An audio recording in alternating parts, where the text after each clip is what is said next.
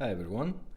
So now we have original Becker Audio 10 from Mercedes-Benz, somewhere between 90s, early 2000s. Um, we kept all original. We didn't manage to install Bluetooth in this one, but we did full service, cleaned the heads, changed the belts, checked the lights. So let's test it out.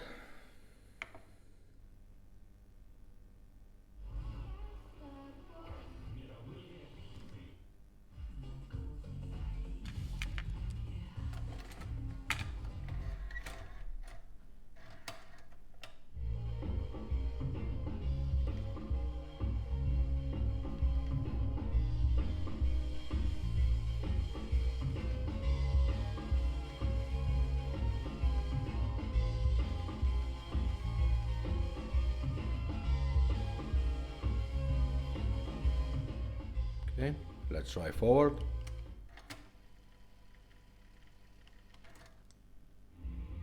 Now backwards.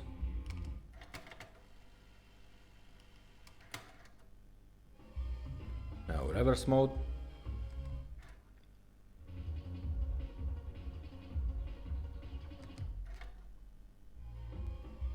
Works just fine. Let's have a look how it looks in the dark. All lights are perfect.